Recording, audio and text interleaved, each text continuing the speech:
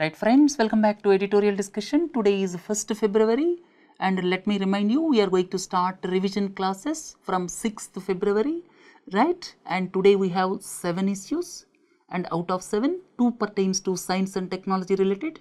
One is Kyasanur Forest Disease Virus. What do you know about it? Second one is what do you understand by polar vortex? So total altogether we have 7 issues today. Let us look at the first one. This pertains to conflict of interest as well as disclosure norms violation, right? Lack of ethics and values by the persons in higher positions. Important question. Lack of ethics and values by the persons in higher positions causes immense harm to the society in comparison to an ordinary citizen without power and fame. So therefore, ethics and values in the higher echelons is most important. Otherwise, it leads to erosion of societal values, right? And look at these 3 persons. One is Chanda Kochhar. This is lack of transparency and alleged conflict of interest, right? These are the allegations against Chanda Kochhar. Then see the case of Binny Bansal, who is one of the co-founders who built Flipkart with valuation of more than $20 billion, right? Serious misconduct charges against Binny Bansal, and that created loss of damage to one of the largest Indian unicorn companies. What is unicorn company? Unicorn company is having the market valuation of $1 billion. So if the company, or you can say if the startup is having valuation of $1 billion, that is called the unicorn company, and serious misconduct charges against Binny Bansal. Similarly, Nissan head, Japanese giant Nissan head, Carlos, he alleged misconduct by him created extensive damage, right? So therefore, the most important aspect is lack of ethics and values by the persons in higher positions that causes immense harm to the society, right? So this is the first aspect I would like to explain. Second important aspect is India's corporate sector that is not following ethics. That is the most important aspect. So through Chanda Kochhar incident, Chanda Kochhar is facing 3 aspects. One is she has not followed disclosure requirements as per corporate governance. Let me tell you once again, she has not followed disclosure requirements as per corporate governance. Second one is conflict of interest charges, and these 2 are proved by Sri Krishna committee, right? So these 2 charges, that means she has not followed the disclosure requirements as per the corporate governance standards of ICICI Bank, that is proved. Second point is she violated the norms for conflict of interest. So these 2 were proved by Sri Krishna committee. So that's why ICICI Bank took action. And the third one, quid pro quo, that is yet to be clear. That means quid pro quo allegations, they will be made known once the inquiry is over, right? CBI filed the charge sheet. So in the CBI investigation, the third aspect of quid pro quo, that will be known, and 2 things are clear. One is she violated disclosure norms. Second is she violated conflict of interest aspects, right? So she has not made clear with regard to conflict of interest. So these 2 things are evident when one looks at Chanda Kochhar case. So therefore, the first important aspect is lack of ethics and values by the persons in higher positions that creates huge damage to the society and corporate structure as a whole. Right, this is evident when one looks at Chanda Kochhar, when one looks at Binny Bansal, when one looks at Carlos. Right, that is the first aspect. Second aspect is the corporate governance standards in our country are not being followed properly. Corporate governance, it is not in the right shape, right? If you look at Chanda Kochhar case, she violated code of conduct, then withholding information that raises several ethical questions. Then she should have brought the issues to the notice of senior management. Conflict of interest. Conflict of interest, what is it? She granted, that means she is one of the member who granted loan to Videocon Group, and Videocon Group chairman, he and her husband, these two are associated with new power renewables. So therefore, on one side professional affairs and on the other side personal affairs. So when there is a conflict of interest between professional affairs and personal affairs, that should be brought to the notice of the management. That is the first failure of Chanda Kochhar. Second, she violated the corporate governance norms. I hope with this picture it is very clear what is the meaning of this conflict of interest. Conflict of interest means on one side professional affairs, she is part of the committee which sanctioned loan to Videocon Group, and on the other side Videocon Group chairman Venugopal Dhoot as well as her husband, they are part of one company. So therefore there is clash of interest between professional affairs and personal affairs. That is conflict of interest. She could have notified, but she failed to notify conflict of interest. At the same time, she violated disclosure norms. And here, conflict of interest. As far as ICICI Bank is concerned, conflict of interest should be reported to the group compliance officer. Subsequently, compliance officer should notify to the board, but this was not followed. So therefore, you can say the first question I have answered, right? It causes immense damage to the society, immense damage to the reputation of the big corporations. That I have answered. And the second question immediately which should come to anybody's mind is the corporate governance norms, they are not being implemented properly in the corporates of our country, right? There is one board. What is the purpose of the board? Board is to see whether the processes are being followed properly or not. And MD and CEO, that is for day-to-day functioning, day-to-day management of the affairs, MD and CEO is there. But what is the purpose of the board? Board will have independent directors. What is the role of independent directors? The role of independent directors is to ensure transparency. What happened to the independent directors? What happened to the board? What happened to the corporate structure? What happened to the norms? So these are all violated in ICICI Bank case, or you can say it is the collective failure of the board of ICICI Bank. Right, friends? I answered the second question also. So all the norms are violated. These points will be useful whenever you are asked to answer a question on these type of aspects pertaining to conflict of interest, pertaining to the disclosure norms. Right, friends? This slide is more than enough to understand what is conflict of interest, what are the disclosure norms, what are the norms for corporate governance. Let us move on. B. N. Sri Krishna, one member panel, straight away said, I need not repeat once again, he straight away said two things. One is she violated disclosure norms. Second one is she has not notified conflict of interest. These 2 points were clearly stated by B. N. Sri Krishna. And now ICICI Bank took the decision for termination for cause. What is this termination for cause? That means here it will have several consequences. In fact, she resigned in October last year, but now the bank decided to invoke termination for cause. Termination for cause means it includes revocation of her previously granted monetary benefits. In fact, one of such thing involves clawback of bonuses. Bonuses were paid till last year, and to take back the bonuses, that is clawback. So therefore, here termination for cause was decided, and standards of corporate governance in question. The important aspect is why the board supported from the beginning. Some whistleblower, in fact, brought these allegations almost 2 years ago. How the board supported blindly Chanda Kochhar, and what the independent directors were doing.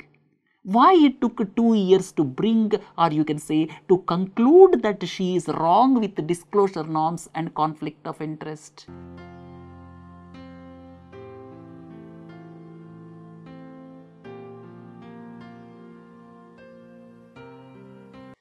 I hope we discussed enough. Right, friends? Second most important article, this is in Indian Express. What do you understand by polar vortex? Because of polar vortex, what is being happened? Here, record-breaking cold wave that is sweeping through United States of America's Midwest, probably this region. So, United States of America's Midwest region, in fact, this may be the region. So, Midwest region that is facing record down temperatures. In fact, out of 50 states in United States of America, 22 states recorded negative temperatures, or you can say sub-zero temperatures. Chicago dropped to -30. The record is -32. And the extreme cold is because of blast of Arctic air, which is known as polar vortex event. The cold wave conditions in America are because of polar vortex event. Please don't forget, because of polar vortex event. And now let us come back to the discussion. What do you understand by polar vortex? Polar vortex means it is the low pressure area at both North Pole and South Pole. So, in the polar regions, here if you take the North Pole, it is counterclockwise flow of air, and that air circulates right up to the stratosphere. Somewhere it starts almost mid or top of the troposphere. It is not at the surface of the North Pole or South Pole, please don't forget.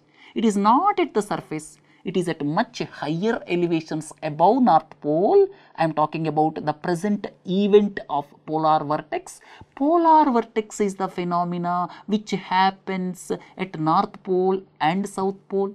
And second important aspect is polar vortex is nothing but a low pressure area where wide expanse of cold air, right, that is surrounding both the polar regions.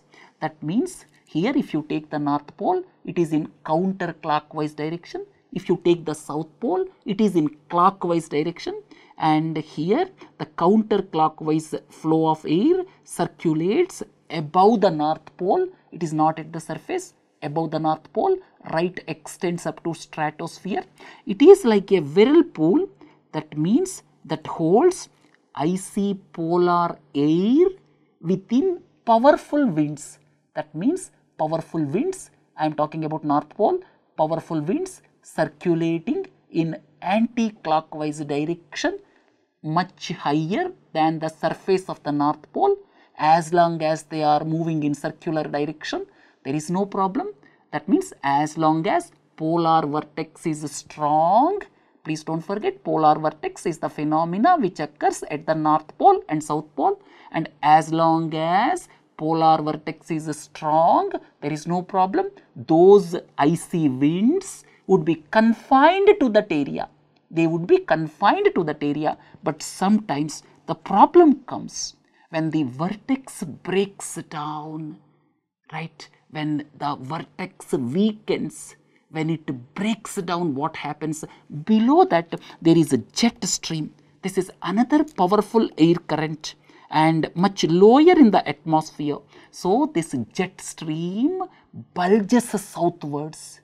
So, friends, which is nothing but I am talking about polar vortex.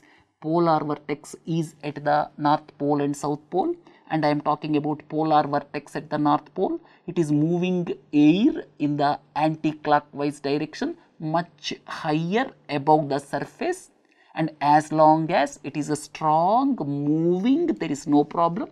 But when it weakens, what happens? Then it breaks, and after that, below that, there is one jet stream. This is another powerful air current, and because of the breakage of the polar vortex, it pushes the jet stream, and because of the pushing, now the cold wave is being seen.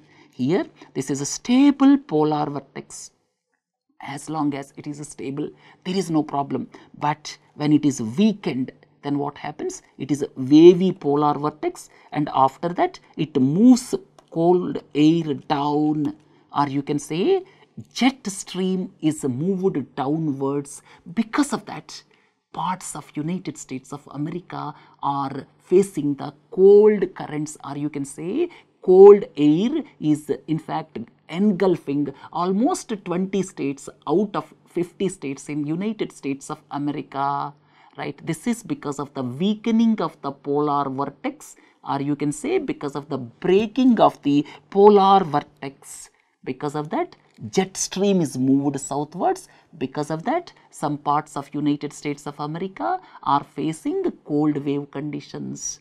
This is all about polar vortex. I hope you are clear about it.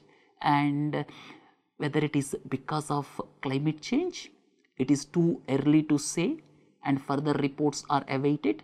And whether these phenomena are because of climate change or not, it is too early to say. Look at the next most important article from the Hindu. This talks about future defense capabilities. Very important, probably most important from your mains perspective. And here, yet present, till now, we are talking about the military equipment, military hardware, right? Whatever the country which is having military hardware, that country is powerful. Whichever the country is having capability to manufacture military hardware and manufacturing missiles, capability to launch the missiles, capability to launch the military weapons, or you can say capability to launch the nuclear weapons. Till now we feel that this is the country, or you can say these are the powerful countries. But in future, the powerful countries are going to be technological capabilities. So paradigm is shifting. It is shifting towards technological capabilities. In future, the countries which develop technological capabilities. What are these technological capabilities? A short while from now, I am going to explain. So in future, the countries which develop technological capabilities, they are going to be stronger. That's why what China is doing. China is devising its capabilities, or you can say shifting from, that means it is reducing the manpower. China is reducing the manpower in the armed forces, and it is shifting the capabilities towards technology, right? So here, future defense capabilities depends more on technological capabilities than military hardware, right? So this is pertaining to government decided to set up 3 new agencies: Defense Cyber Agency, Defense Space Agency, Special Operations Division. Probably the government established these divisions keeping in mind the future requirements, but whatever government of India's actions are there, they fell short of what is happening in our neighboring country China or in USA, Israel. Basic thing is develop indigenous technology. That is very important. We have to be at the technology forefront, because future wars will be decided based on technological capabilities. Very, very important aspect, right? You may have a doubt. What are these technologies, right? Here, artificial intelligence and big data analytics. All of you are familiar. In the artificial intelligence, China is going much ahead. Then satellite jammers. What are these instruments? Satellite jammers are, they control the skies by jamming satellite communication. Satellite communication will be jammed. Because of that, what will happen? The country's capabilities will be crippled instantly. Once satellite communication is jammed, then what will happen? Entire information technology will collapse. Right, then hypersonic strike technology. Hypersonic strikes. That means you can strike within 1 hour. That means anywhere across the globe, probably within 1 or 2 hours you can strike. That is hypersonic strike technology. That means it facilitates over 5 times the speed of sound. 5 times the speed of sound and makes detection difficult. It is very difficult to detect hypersonic strike capability. Then at the same time, harder to intercept. At present, you have capability to intercept the missiles, but in future, you may not be able to intercept these hypersonic strike capabilities. Then advanced cyber capabilities. In future, you can strike at the vital networks. You can cripple the country's infrastructure by striking at the network. If the network is crippled, you cannot go forward. So in future, everything will depend on satellite jammers, hypersonic strike technology, then advanced cyber capabilities, then high energy lasers. In future, high energy lasers will defend against rockets and ballistic missiles. So whatever the country which is having upper hand in these technologies, they will be at the forefront. China is doing a lot. If you look at the technologies in future, people talk about strategic stability, right? Strategic stability is very important, but you see what we are satisfied. INS Arihant, we are satisfied. Why we are satisfied? Because INS Arihant, that gives us second strike capability, right? We are very happy that INS Arihant is commissioned. It will look at second strike capability. That means we can launch from the submarines. Nuclear weapons can be launched from underwater. But because of the technologies, that is also under threat. Because nowadays, deep sea drones are there. Deep sea drones, and they can detect where your submarines are there, where your underwater ballistic missiles are there. So therefore, these type of technologies are going to in fact determine the destiny of the military warfare. That is the important aspect. China is inching ahead. China is in the lead position if you look at quantum computing, 3D printing, hypersonic missiles, artificial intelligence. But where do we stand? Here, is India ready for technological advancements? Here, how survivable are our naval platforms? Because of the developments of advanced sensory capability in our neighborhood. Deep sea drones are being developed, right? Where do we stand? It can easily detect our submarines, and we lose our second strike capability. And is India prepared to face new age wars? And it is anybody's guess. India is not yet prepared. Future technology will decide the warfare. And if you see, now also Space Command is headed by Air Force. Again, division, right? What is important is a synergy. Instead of synergy, we are going with the divisions, right? Army will head the Special Operations Command, Navy will head the Cyber Command. Like that, you are in fact bringing them under silos.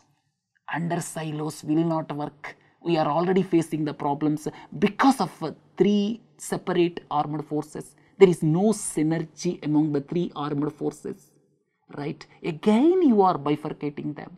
So therefore, as far as technological warfare is concerned, India should be ready by developing indigenous technology. That is the important point.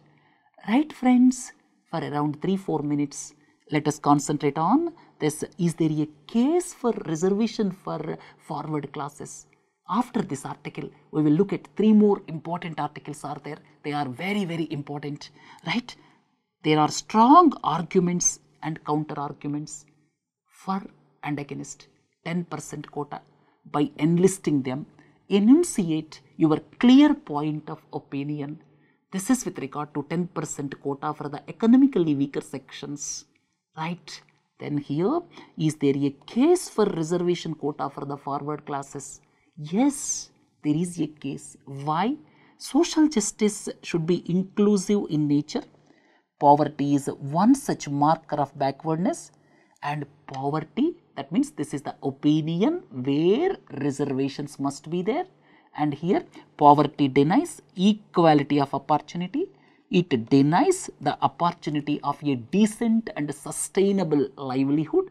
So reservation ensures participation through affirmative action. This word is very important.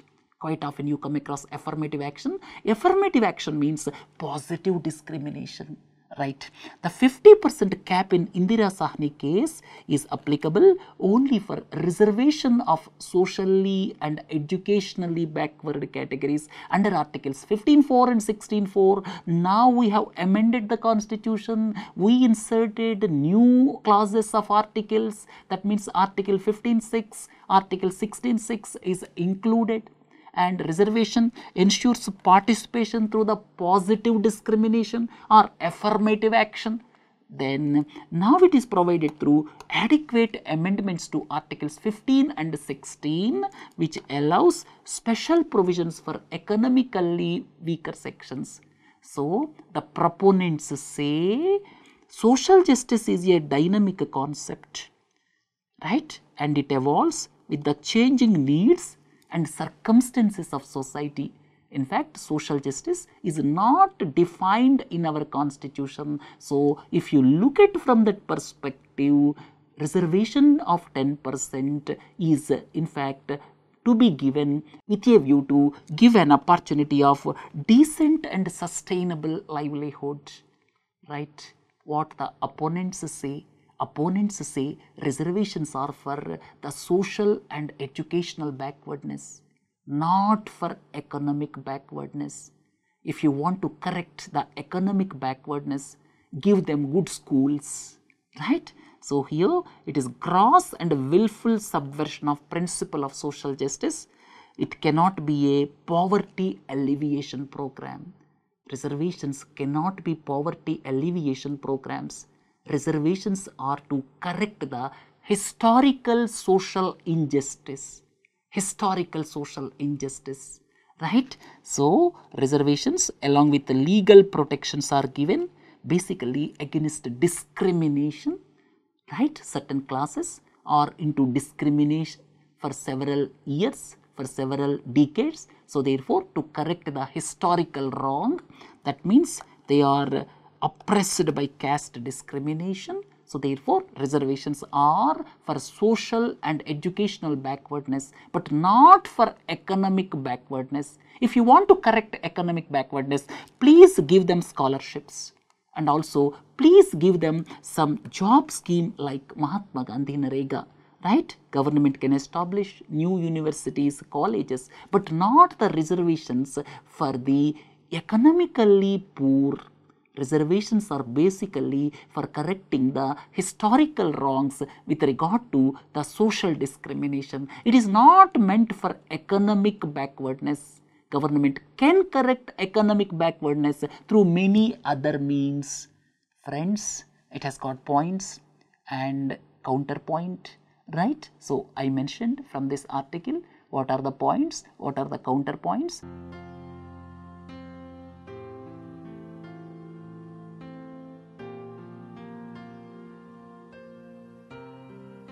And let us look at most important article. This is the state in contention. This appeared in Indian Express around a month ago, and some students asked for discussing about this article.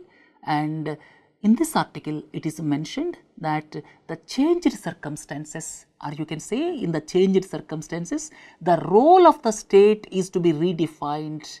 Why? What are the changed circumstances? The changed circumstances are protectionism, nationalism. These tendencies, nationalism per se is not bad, but it is taking the extreme form, right? What is nationalism? Nationalism is in fact love for the country, taking pride in their own country, right? That is good, no doubt about it, but it is taking extreme form, and because of that protectionist walls are being built, and because of that globalization is under threat. So under these circumstances, now the state's role is to be redefined. Do you agree? And give recent arguments. Certainly you have to agree, right? Now globalization is under threat, and more protectionist walls may come up in the future, and the state's role is to be redefined. What was the intention in 1991? At the time of liberalization, the intention, or what was in the minds of the framers of liberalization? in the minds of the liberalization experts in 1990s was, let us leave it to the market forces. Market forces will determine what people want. Competition will increase. Because of competition, prices will fall. Everybody will be benefited. But what happened? Inequalities increased. Rich-poor gap increased. Government gradually retreated from several things. Right? If you look at education, if you look at health, quality of the services have fallen. In fact, manufacturing is almost stable at around 16 to 17% of GDP for the past quarter century. R&D in agriculture has fallen. Agriculture is neglected. So because of all these things, the need of the hour is state should intervene now. That is the reason why people are talking about minimum basic income. Yesterday we discussed about minimum basic income. Right, friends? This article talks about the changing role of the state, or you can say the role of the state is to be redefined under the changed circumstances. Let us go back to 1991 when P.V. Narasimha Rao was the Prime Minister. Liberalization doors were open, no doubt in majority of the years, or you can say in several years, the growth rates were 7 to 8% and higher than that. Poverty declined, no doubt. But 2-3 things happened. Agriculture was neglected. Second important aspect is the government retreated from qualitative services when one looks at health and education. Then the third important aspect here is with regard to the economic reforms benefiting only certain sections of society. About this we discussed yesterday, right, in detail. Right here, economic reforms of 1990s. Yesterday we discussed, so I am not spending much time on this slide. These are the points which we discussed yesterday in the context of minimum basic income. Gig economy is creating uncertain jobs, unsecured jobs. Even the organized sector is creating more and more temporary jobs. Agriculture is in decline, or you can say R&D in agriculture is in decline. Farmers are not getting the right price. There are several controls. Because of that, agriculture prices are suppressed with consumer bias. All these things we discussed. And the manufacturing, it is almost stable at around 16 to 17% of GDP for the past quarter century. Because of all these things, and in addition to these things, now changed global circumstances. So under these circumstances, now there is a need to redefine the state, right? And here, increase the tax base. Some people say at the comparable level of development, when you look at the comparable development of other countries, at the stage of comparable development of other countries, in fact, tax GDP ratio is almost same, but the article feels the tax base is to be increased. Direct tax base is to be increased, right? After that, you can get sufficient money so as to take care of some sort of income support to at least 20 to 25% of the population, which we discussed yesterday in detail. So therefore, tax to GDP ratio. What is tax to GDP ratio at present? It is around 17%, right? So 17%, it can further go up as per the author. So therefore, tax base, direct tax base, very important. If you impose indirect taxes, everyone will be affected. That means it affects poor, right? So it affects poor disproportionately when indirect taxes are imposed. So therefore, the author says, increase the tax base, direct tax base. Then second important aspect is give some sort of income support. It is the need of the hour. 20 to 25% of the people should get income support. That is the need of the hour. And the third point is arrest environmental degradation. Otherwise, the future generations will be affected badly. Then the next one is technological nationalism. What is this technological nationalism? Pride in indigenous development. Let us develop technology indigenously. Let us take pride in indigenous development of technology. So this technological nationalism.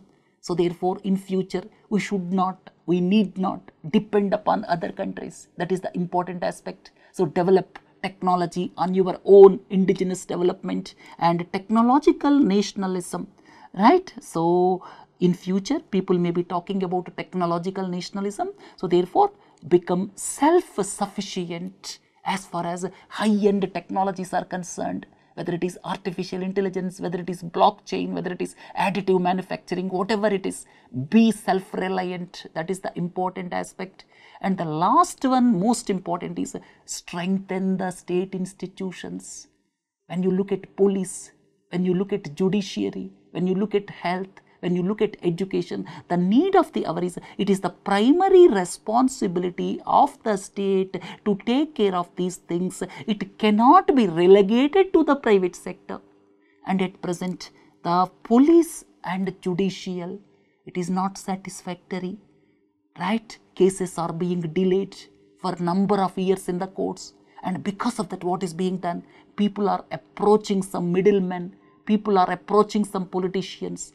This is known as this low level of equilibrium, right? This word is very important. Low level of equilibrium, because people are approaching some politician, some street corner leader, some local politician to get justice. It is not acceptable.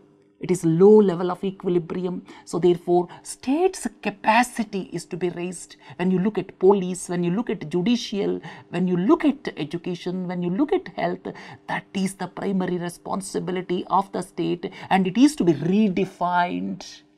Or you can say the state's role in developing the state institutions, that cannot be relegated to the private sector, right? Develop world-class institutions. When you look at education, when you look at health, at the same time, increase the state capacity in judiciary as well as police, then only you will get the confidence of the people, and to come out of low level of equilibrium, this is very much inevitable. Right, friends? Quite a thought-provoking article. Next, equally thought-provoking article from Live Mint on 23rd January. This talks about India faces Soviet Union's scissors crisis. What is this scissors crisis? I am going to explain you a little while from now. And Soviet Union faced 100 years ago, right? So India entered into an era of continuous surpluses in agricultural production, right? Continuous surplus, record production. Have a glance at it. If you look at food grains, record production. If you look at pulses, they are into record production. Several of the agricultural commodities are into record production, right? You can say supply glut. Because of that, what happened? Prices are falling. We are seeing deflation in the food prices. Unfortunately, we are seeing deflation in the food prices. Deflation in the food prices means rural economy will be affected. Rural purchasing power will be affected. Rural demand will be affected. Agricultural laborers will be affected. Small and marginal farmers will be affected, right? So because of all these things, agricultural deflation is dangerous, right? So here the question is, here we are entering into an era of continuous surpluses in agricultural production for many commodities and subsequent fall in prices. Substantiate the statement based on recent statistics and examine how to come out of food deflation. Deflation is too dangerous for a country like India, where around 65% are still in the rural areas. Around 45% of the households are dependent on agriculture. Under these circumstances, food deflation is highly dangerous. It strikes rural India, right? And here, this is the first time since 1990 that the price farmers get for their produce at the farm gate, that means wherever they are selling their produce, that is the farm gate. In fact, for the past 6 consecutive months, prices have fallen. And one more important aspect is, we are seeing structural surpluses, or you can say supply glut, right, as I have already explained you. And another important aspect here is prices are falling, supply is increasing, prices are falling, right? And look at it, the general inflation, this is food deflation, right? Food has entered into era of deflation, right? Food is in the negative territory. That means food prices are falling. Why the article talks about scissors crisis? There is reason behind it. If you look at this, this is core inflation. Core inflation means if you subtract food inflation and fuel inflation, then you get core inflation. And you see this is food, right? So food inflation falls, but core inflation inches upwards. That means food inflation has fallen and this core inflation is going up, right? People talk about 3% inflation, 2% inflation, but the economists look at core inflation. Still the core inflation is sticky in our country at around 6% or so, right? If you exclude volatile food and fuel prices, you look at the core inflation. Core inflation is still at around 6.2%, but food prices are falling, right? So this looks like scissors, right? This looks like scissors. Here the sticky inflation, that means if you exclude fuel and food, the inflation is sticky, or you can say it is rising. It is at present 6.2%. So it is going up. Food inflation is going down. So therefore it reflects scissors, right? So this is known as a scissors crisis, right? What happened in Soviet Union 100 years ago? In Soviet Union, similar situation happened. Food prices fallen, industrial goods prices raised. At that time, Soviet Union being a socialist country, it imposed price controls on the industrial products to come out of that, right? So now the final point is how to come out of this price deflation. Price deflation is dangerous. How to come out of it? There are number of issues. We discussed number of times. Here, there is a need to remove controls on the Indian farmers. Don't impose controls, export controls, import controls, stock holding limits through Essential Commodities Act and APMC Act. All these are controls. Bring the farmer out of the controls. Then farmers should have the ability to sell directly to the consumers. That means agricultural marketing ecosystem is to be redefined. Give thrust to the farmer producer organizations. Farmer producer organizations means farmers will come forward and they act, or you can say they establish an organization so that they will have better bargaining power. Then develop rural supply chains. Supply chains are very important. Develop cold storage facilities, and all these things we discussed a number of times. That's why, friends, I am skipping this slide, right? So have a glance at this slide. This is era of surpluses and price deflation, right? And before concluding today's editorial, let us have a look at this Kyasanur's disease, or you can say Kyasanur Forest Disease. Right? And where is this Kyasanur? Kyasanur is in Karnataka, don't forget. And because of this, some people died in recent times. Kyasanur Forest Disease. And it is caused by virus which is known as Kyasanur Forest Disease Virus or KFD virus.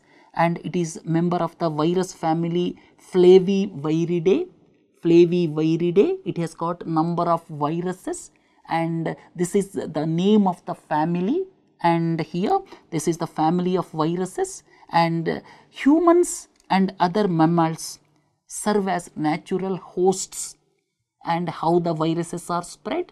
Viruses are spread through ticks, through mosquitoes. So here viruses of this Flaviviridae family, they are primarily spread through the vectors. That means whichever is carrying the virus, that is known as vector. So this is spread through the vectors like ticks or mosquitoes. And the family we are talking about Flaviviridae. Flaviviridae is the family, and the family gets its name from the yellow fever virus. And this KFD, this was identified in 1957 when a sick monkey was isolated, right? Two things I would like to tell you. Here the ticks, they are the reservoir of KFD virus. So therefore, ticks are important as the carriers or vectors, and once they infected with this virus, once ticks get this virus, that will be there in the ticks throughout their lifetime. And another common host is monkeys or rodents. So when somebody is talking about Kyasanur Forest Disease, please don't forget ticks as the vectors or carriers. When they bite, you will be infected. There is likelihood that you may be infected with Kyasanur Forest Disease Virus. Kyasanur is in Karnataka, and common hosts are monkeys. This is another important aspect. Then if you see, transmission to humans occur two ways. One is through the tick bite and contact with an infected animal. Normally sick monkey or dead monkey, if you are nearer to that, or you can say if you are having contact with that sick monkey or dead monkey, then what happens? There is a transmission possible to the human beings. No person to person transmission is described, and transmission to the humans through goats, cows, sheep is extremely rare. So if somebody is talking about Kyasanur Forest Disease, 2-3 points please don't forget. It pertains to Flaviviridae family of viruses. The transmission of this particular virus is through the ticks. Then if a sick monkey or some recently dead monkey, if you are happen to come in contact with that, then transmission may happen, right? Person to person transmission is not described till now. And here the incubation period is 3 to 8 days, and the symptoms are given here. You can have a glance at it.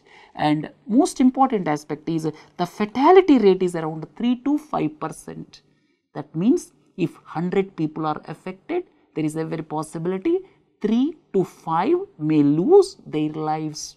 Then what about a treatment? No specific treatment for KFD, but early hospitalization and supportive therapy with the maintenance of hydration and other precautions to prevent bleeding disorders. And is there any vaccine? Yes, there is vaccine, and it is used in endemic areas of India. Right friends, this concludes today's editorial discussion. Have a nice day. Thank you.